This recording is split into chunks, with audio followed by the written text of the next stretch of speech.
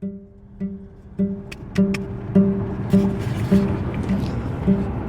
a lift. We're heading out to Pasadena. It's a beautiful day in LA, sunny. Doesn't seem to be even a lot of traffic on the highway. I've now talked to a number of women about Mark Ramsden. We're on our way. We're meeting her soon. And each time they tell me their story, they mention one person. 960. This artist from LA. There it is, 960. I'm not totally sure where to go, but I'll call her. My friend Aria told me about her too. Bye-bye. Mark had said that she was his wife and that she had died after battling cancer. And now he was left to raise their children alone. For others, he told them that she was his childhood friend, or the wife of his best friend, or his ex-wife. None of those things are true. But there is one thing that he didn't lie about. This mystery woman, she does live in LA. So I've come here to meet her, hoping she can shed some light on his motivations. Because the thing is, the story about Mark doesn't seem to be the typical con man story, which makes him strangely even more intriguing. Was he driven by money, or sex, or power? Mark certainly doesn't seem to be violent. Maybe this dead wife in LA knows. I'm Kathleen Goldhar, and this is Do You Know Mordechai? But I love it when you read to me and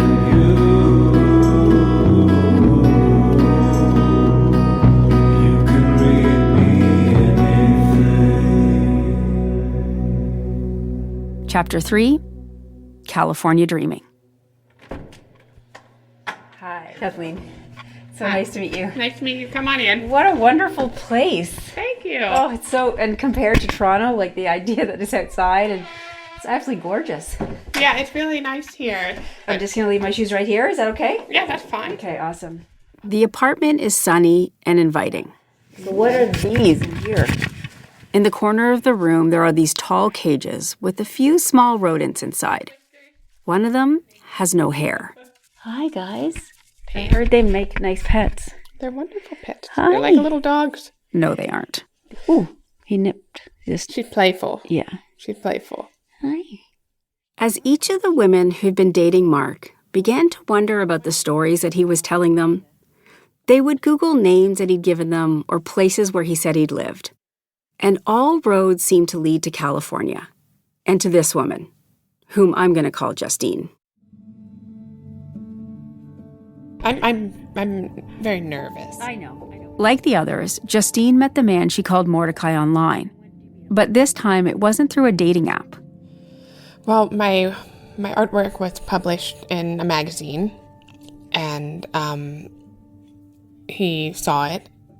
He reached out on Twitter just saying, I love your art. I love work on this subject.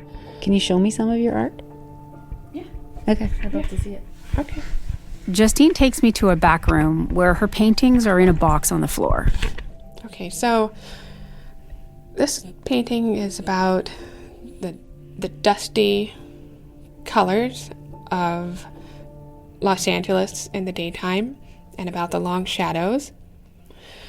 It's a little bit humorous because I find beauty in a gentleman's club. So the painting is called Gentleman's Club. Justine was getting more exposure than she'd ever received before, something she was unsure how to deal with. And at the same time, she was going through a hard time at home. I had extremely high anxiety, and I was sort of having a lot of emotional breakdowns. It was really hard for me becoming a parent. My child was very active, and he dropped naps at 18 months, which is really early. Like, he just didn't need it. He could just go like the Energizer Bunny. So I was just, I was with him all day, and I was just kind of getting pushed past my limit. So in the evening when my husband would come home, I would be just like barely holding it together or not holding it together. I wanted to just go down and scream and break things. Like, that's just how I felt. The stress took a toll on her marriage, and she separated from her husband. And then she started talking more and more to Mordechai. And so I just kind of decided, well, I have emotional support here. Justine said she had a rough childhood, and that was partly to blame for why she had trouble managing her emotions as an adult. And guess what? Mordechai could relate.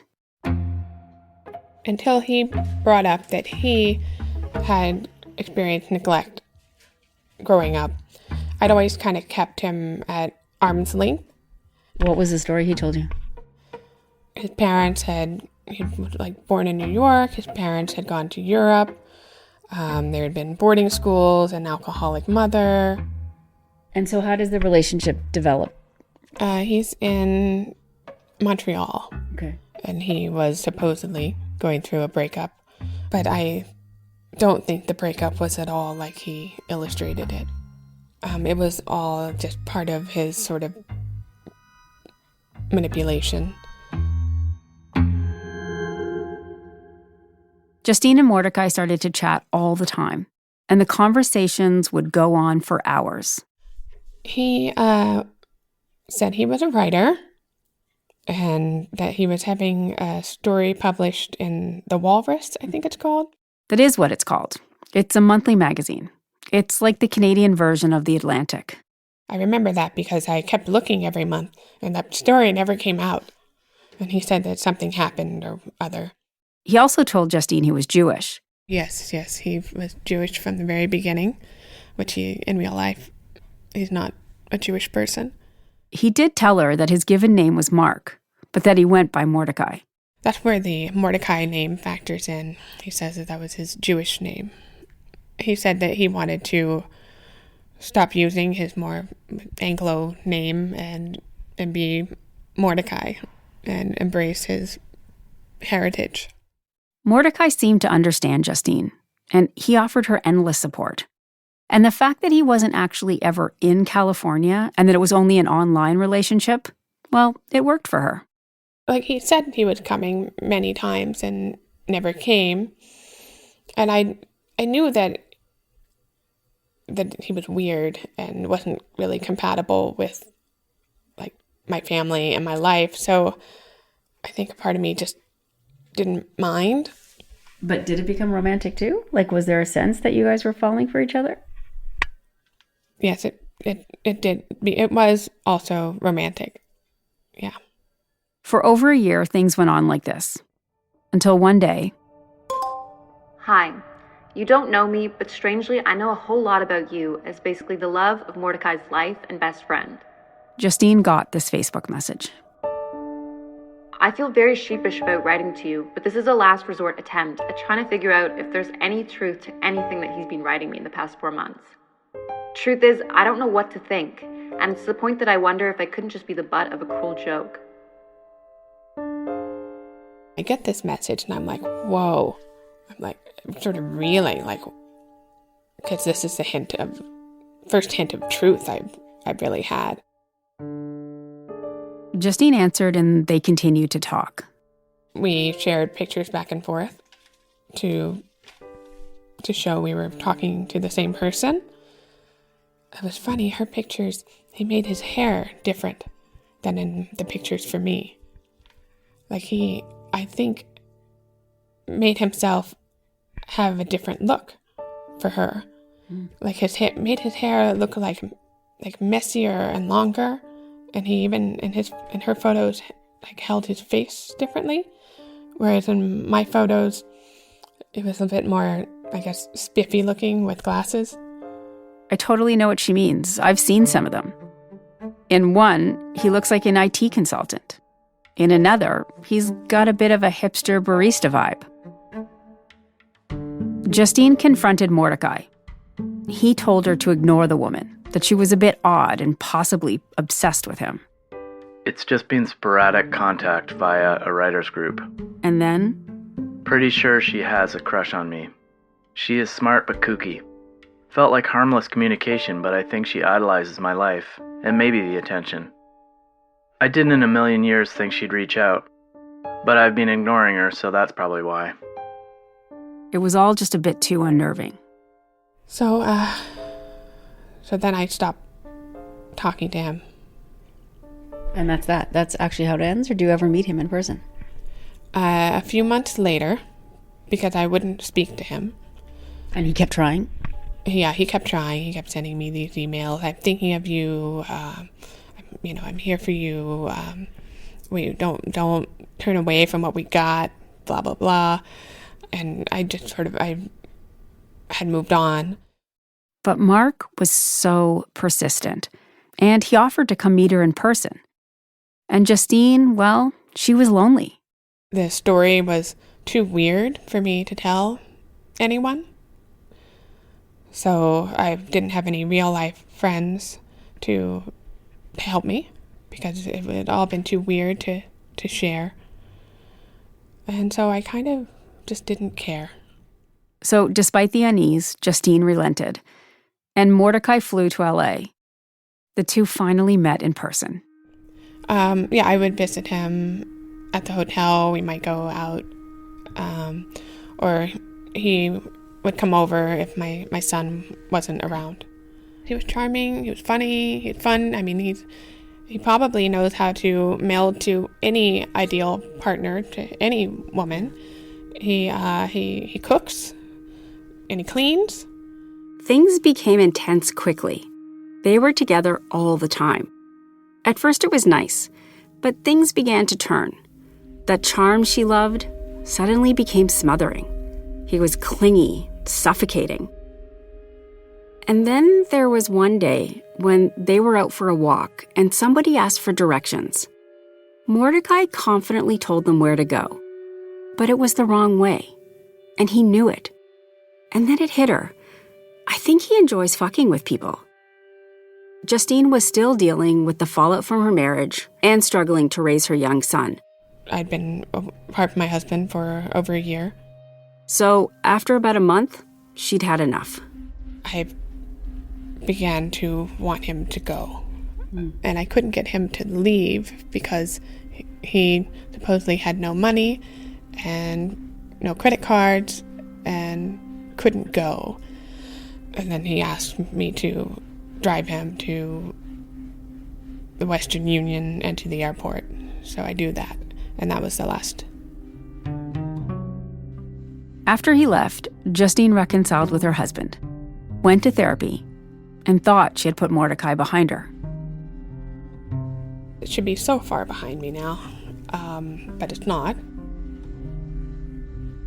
Let's see. So after the first woman reached out to me, let me think, who was second? It was about a year after that first Facebook message, after Justine had broken up with Mordechai, that she got a similar message, but from another woman. This time, the woman was confused because she thought Justine was Mordechai's dead wife. I feel like he's gone more and more into conning, like as he evolves. You know, I'm dead, and I'm his dead wife in his stories. He unfortunately shared photos that I shared on Instagram of my child and me. There's one professional photo that I had shared, and I think he finds that one really useful because it really makes me seem like I was a... Can I see it? Oh, of course. Yeah. So do you want to describe this picture a little bit? Well, my son began kissing at a very young age. So it's a picture of me on his first Mother's Day, and I'm very happy, and he is kissing my face. He's an infant. Yes, he's very young. And his hand is on your cheek. Yeah, it's kind of an embrace. That's very much a child loving his mom. Yeah. And you're right, it's a perfect photo if you were dead. Yes. Yes. It's black and white, which also... Yeah. It is the perfect photo. Yeah. How does that feel, though, for you? I feel horrible that he's using my child's image to. I mean, it's all horrible, because what he does is he uses my child to deceive these women. In some ways, I feel like I'm a part of this con, because I feel like by using my story and using me, that's how he ropes them in. And it's horrible.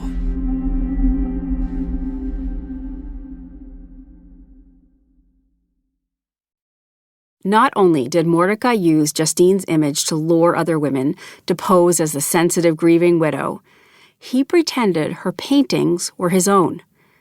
I remember my friend Aria showing me what she thought was her boyfriend's art. It was all Justine's work.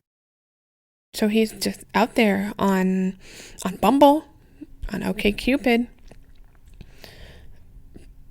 We're at your coffee shop, pretending to be this very charming, interesting guy who misses his dead wife. And he's using that to get into women's homes and invade their bodies as well. Have you told him to stop? Have you told him that, have you communicated with him and said, I know you're using me? I had blocked him, and I have not reached out. I just don't want him to come back to me and fixate on me again or come into my life. So I haven't reached out, and plus nobody can track him down. I might send some sort of cease and desist letter, but he has no address. Because when he's between victims, he's, I guess, in a shelter on his phone, deceiving new women. I don't paint much these days. My work is liked, and I get a lot of encouragement around it. It's been published, and I've been in a few shows, so it's unfortunate. It doesn't make you angry or sad or frustrated?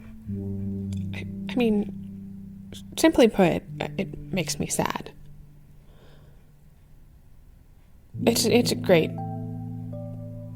a tragedy in my life. I love your work. Thank you. I'm sorry he took it. Well, it's still mine, but I know. Yeah, it sucks. Yeah. It gives it a layer, an unpleasant layer. When Mark used Justine's art and images to reel in and deceive other women, it robbed Justine of something deeper. Her artwork, which was so personal and creative, now felt tarnished. So did that black and white photo of her and her son. She had unwittingly become a partner to Mark's deceptions. He used her to use other women. It's still something she can't escape.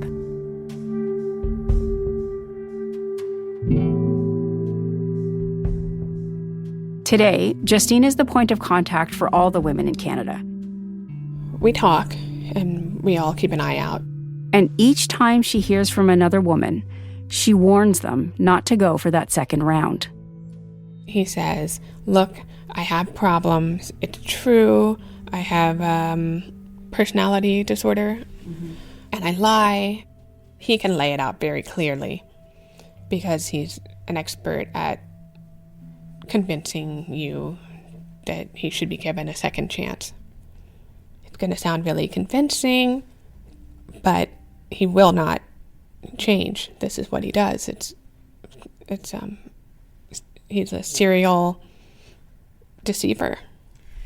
I'm able to tell them, look, this is what happened. I'm so sorry that this happened to you.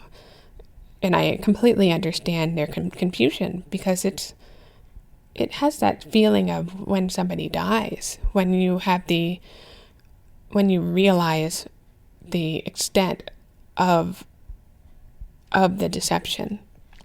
it just, it's because when I say it feels like when someone dies, it's just because your whole understanding of the world as you know it comes crashing down.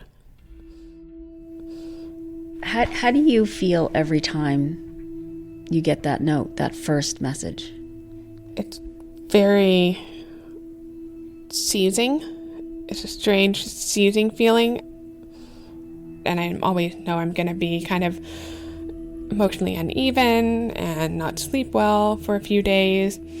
And I also go through it with them. I'm not going to leave them to process this on their own. But I want to do it because I have also found that each time it happens, each time I go through it, I reach a little bit more clarity and I have a bit more of an understanding of what happened. Do you think that the emails, you think you're done getting them, or you think there's more women out there? I am positive that there are women out there who just were not able to find me or took a different approach.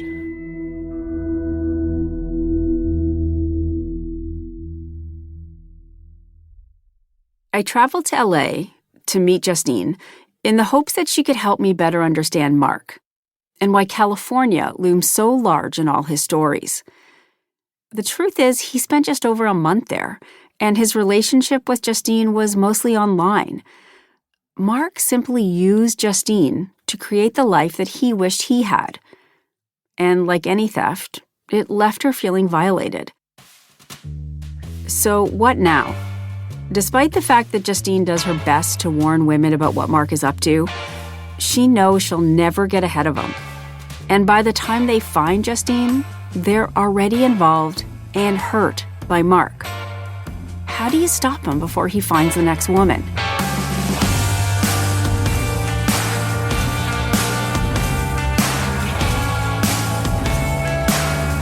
Coming up on Do You Know Mordechai? How are you feeling? A little nervous, for sure. I'm feeling like on one hand, should I be more calm or should I need to tap into some bigger emotions to bring attention to the story? I don't know. I don't know. I think you have to just do what feels right. Like, I'm actually wondering even what's the first thing I'm going to say. Like, I'm here to report what I believe was sexual abuse. Let's go. Okay.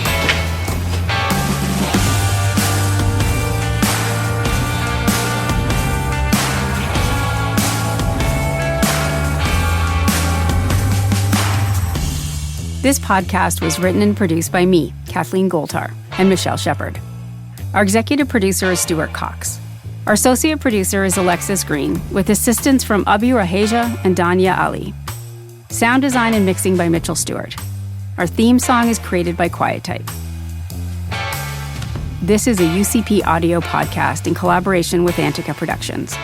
Our UCP audio team includes Jessica Grimshaw, Jennifer Sears, Josh Block, and Amy Bell. For more information, go to our website at ucpaudio.com.